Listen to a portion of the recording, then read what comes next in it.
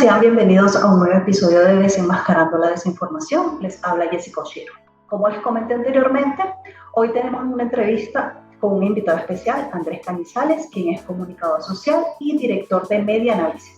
Andrés, bienvenido. Muchas gracias por tu participación.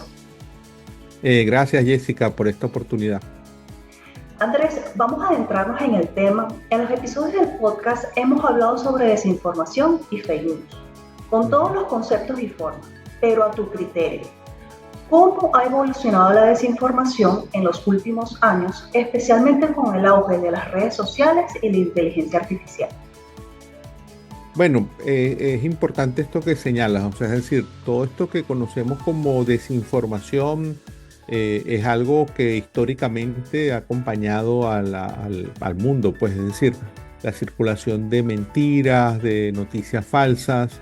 Eso ha sido parte consustancial incluso de las estrategias políticas en contextos de guerra, etcétera, ¿no? En conflictos. Yo creo que lo que estamos presenciando ahora es como una etapa, podríamos decir que repotenciada de esa desinformación, de esa circulación de noticias falsas, entre otras cosas, el tema de las redes sociales lo ha potenciado. ¿Por qué? Porque hoy en día cualquier persona potencialmente puede replicar, puede reproducir, puede reenviar noticias falsas. Entonces eso hace que algunas noticias falsas, algunas fake, tengan un impacto mucho mayor, como se dice en el lenguaje de este campo, pues se viralizan, ¿no? Eso probablemente cuando no teníamos redes sociales no era posible. Es decir, en ese contexto de la no existencia de redes sociales o telefonía inteligente, las circulaciones de contenidos desinformativos quedaban, como podríamos decir, encapsulados, ¿no? Hoy en día se propagan mucho más rápido. Y a eso le sumamos algo, lo de las redes sociales, ya es un fenómeno que viene en los últimos años. A eso le sumamos lo que estamos, digamos, asistiendo en este momento, que tiene que ver con el uso de la inteligencia artificial también para desinformar. La buena noticia, Jessica, y para todos y todas quienes nos acompañan, es que también en este contexto se está discutiendo y se están tratando de implementar estrategias, programas, acciones para también usar la inteligencia artificial en esa tarea de contrarrestar la desinformación. Creo que estamos en una situación que, bueno, por el propio desarrollo tecnológico que nos toca presenciar como ciudadanos, pues estamos en una suerte de autopista a gran velocidad con todos los cambios tecnológicos. Desde mi punto de vista, no estoy en contra de ninguno de estos cambios, pero obviamente algunos de estos cambios han conllevado a que se pueda potenciar la difusión de desinformación, como en el caso de las redes sociales, o en el caso de la inteligencia artificial, estamos hablando de cómo se pueda perfeccionar la construcción de noticias falsas y usando la tecnología de la inteligencia artificial, darle un matiz de mayor veracidad a la mentira. Sí, claro, el avance de la inteligencia artificial, de hecho, hay muchos casos que no ha colaborado, son de lleno los que con inteligencia artificial han creado desinformación. Adrián, ¿cuáles son las consecuencias más graves de la desinformación para las sociedades? Pues bueno, Jessica, creo que lo más grave tiene que ver con situaciones donde hay desinformaciones que circulan y uno podría decir que son inocuas, que no tienen un impacto en la sociedad, salvo que la gente se queda con una percepción equivocada.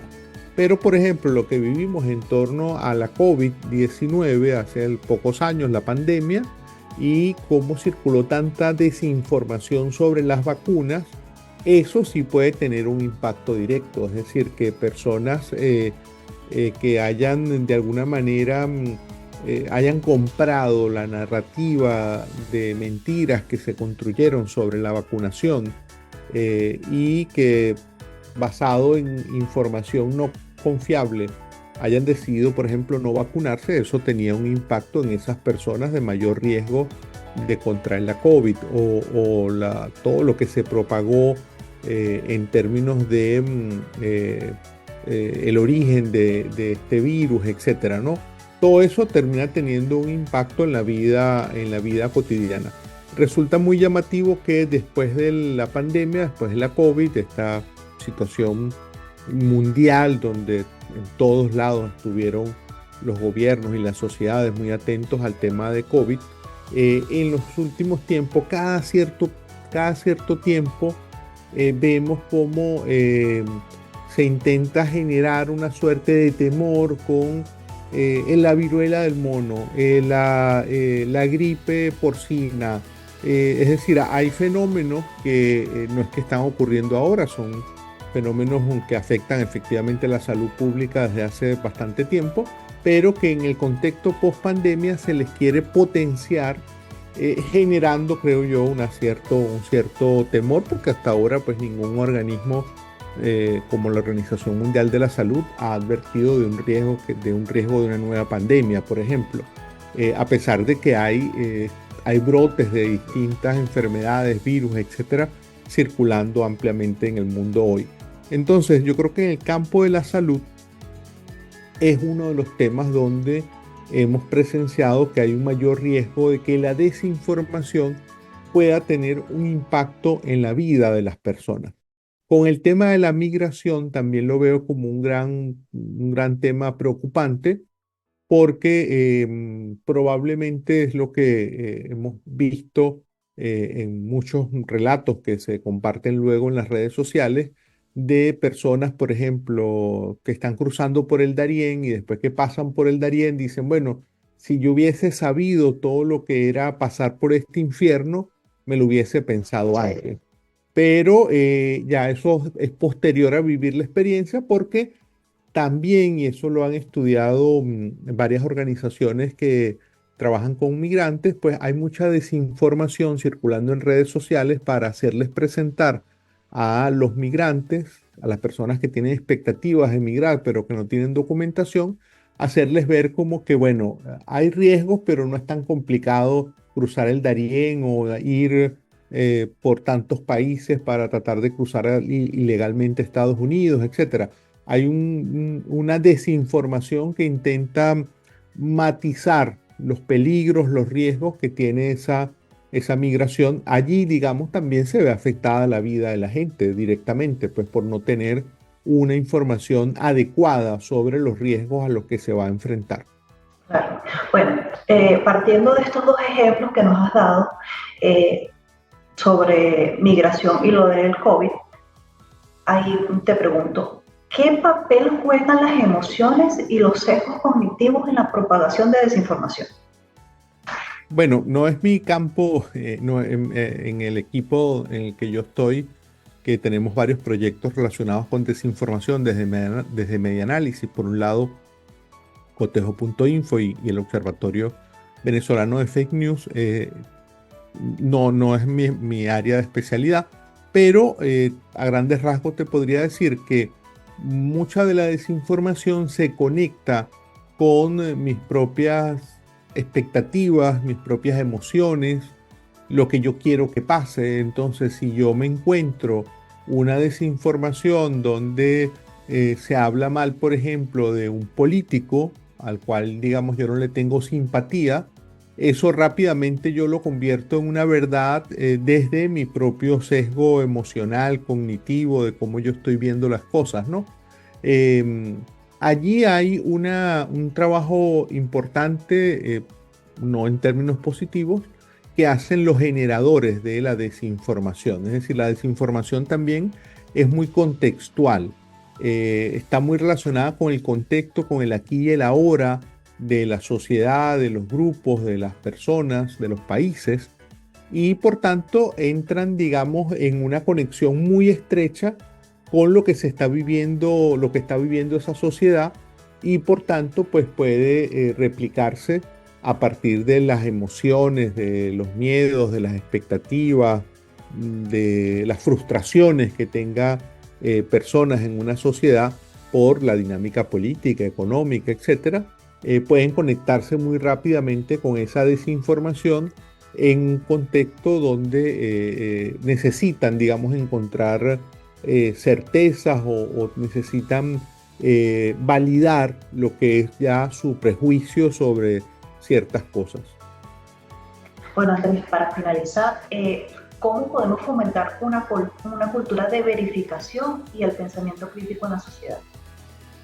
Yo creo que es bien importante esto, Jessica, porque parte de lo que viene ocurriendo, y no es un problema solo de quienes trabajamos en Venezuela combatiendo la desinformación, sino que es un problema global.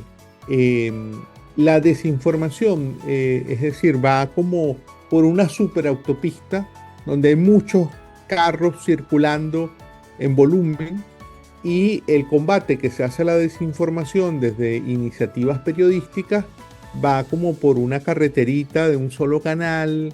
En términos del volumen, la capacidad de responder a la desinformación desde el periodismo es bastante limitada, o desde las iniciativas en la sociedad civil, porque aquí también no solamente son periodistas combatiendo la desinformación, sino también muchas organizaciones no necesariamente periodísticas, pero que tienen el foco en el tema. Entonces, esta labor es importante, se tiene que seguir haciendo, pero eso no va a acabar con la desinformación no va a aminorar el impacto negativo que tiene la desinformación. Ese impacto negativo de la desinformación solamente va a rendir frutos en la medida que haya ciudadanos críticos, ciudadanos formados e informados que tengan una capacidad ellos mismos de, al recibir un contenido, poder poner en duda la veracidad de eso. Ese es el primer paso. Yo creo que en Venezuela hemos ido avanzando. Yo recuerdo mucho momentos de crisis políticas en Venezuela, 2014, por ejemplo, o 2017, donde mucha gente replicaba automáticamente, sobre todo por el WhatsApp, y ponían como una frase: así como lo recibo, lo reenvío. Con lo cual, digamos, no se hacían cargo de si lo que estaban reenviando era mentira o no. Yo creo que hoy en día muchos de los mensajes que uno ve en el WhatsApp, a veces la gente los sigue compartiendo, pero ya pone la pregunta y se las hace al resto del chat de familiares, vecinos, amigos. ¿Y esto será verdad? Entonces ya ahí hay un avance, hay una mirada un poco más crítica. Yo creo que tenemos que seguir avanzando en esa educación crítica ante la desinformación para que los ciudadanos tengan más herramientas, y eso es que esos ciudadanos tengan una mirada crítica ante los contenidos que reciban, decidan no reenviarlos si tienen algunas dudas, y el deseo que tendríamos todos es que esos mismos ciudadanos aprendan a usar algunas herramientas básicas para ellos mismos verificar. Es decir, hoy en día buena parte de la verificación la realizan periodistas, pero la desinformación va a poder ser aminorada realmente cuando la propia ciudadanía haga, digamos, no solamente cuestione lo que reciba, sino que también tenga algún manejo de herramientas básicas como para poder convertirse en verificadores y compartir por sus propias redes de amigos, amistades, familiares, vecinos, compartir esa verificación que están haciendo. Es un camino largo, sin duda, pero yo creo que el tema educativo tiene sin duda un aspecto, una dimensión fundamental para poder contrarrestar, aminorar, evitar que tenga los efectos que hemos señalado esta desinformación. Perfecto, Andrés, muchísimas gracias. Excelente este aporte para nuestros seguidores. Bueno, muchas gracias, Jessica. Espero haya sido de provecho esta información para ustedes. Nos escuchamos la próxima semana.